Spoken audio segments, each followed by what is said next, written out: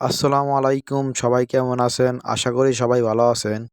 বাংলার বৈশাখ মাসে এই সময় প্রচুর পরিমাণে বৃষ্টি ও ঝড় হয়ে থাকে। এই সময় বেশিরভাগ কাল বৈশাখী ঝড় হয়। আজ দেখতেছি আকাশে প্রচুর মেঘ ও প্রচণ্ড বেগে বাতাস বইতেছে, কখন যেন ঝড় নেমে আসে। আজ রাতে প্রচণ্ড বৃষ্টি ও ঘূর্ণিঝড় হয়েছে। এই ঘূর্ণিঝড়ের প্রভাব আমি রাতের বেলায় বুঝতে পারিনি, সকালবেলা উঠে দেখলাম একটি বাড়ি শেষ। এই বাড়ি ভাঙা দেখে বুঝতে পারলাম রাতে কি পরিমাণ ঝড় হয়েছে।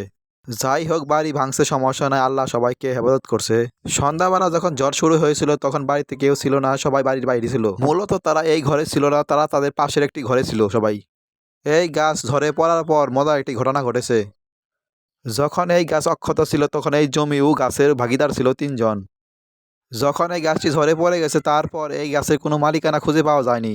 তিনজন দাবিদারি বলতেছে এটা হচ্ছে ওর গাছ, ও বলে ওর গাছ, ও বলে এখন দেখি গাছের মালিকানাই নেই। যাই হোক, এই বাড়ি ছাড়া আর কোনো ক্ষয়ক্ষতি হয়নি, আশেপাশে দু একটা গাছ ভেঙেছে, ডালপালা ভেঙেছে, এইটুকুই। এই ঝড়ে সবচেয়ে বেশি ক্ষতিগ্রস্ত হয়েছে কৃষকেরা, যারা ভুট্টা রোপণ করেছিল তাদের সব ভুট্টা পড়ে গেছে। আমাদের এলাকায় যাদের ভুট্টা গাছ পড়ে গেছে তাদের মধ্যে ভুক্তভোগী আমি একজন। আমার বাড়ির পাশে সামান্য কিছু জায়গার মধ্যে আমি ভুট্টা চাষ করেছিলাম। সকালবেলা জমিতে গিয়ে দেখি সব ভুট্টা গাছ পড়ে গেছে ঝড়ে। আমার জমির 80% ভুট্টা গাছই পড়ে গেছে। কথায় আছে না, হতভাগা যেদিকে যায় সাগরও শুকিয়ে যায়।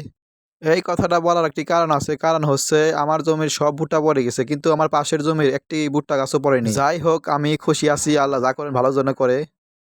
ফসল দেওয়ার মালিকও আল্লাহ, ফসল নেওয়ার মালিকও আল্লাহ, যা করে আল্লাহ ভালোর জন্য করে।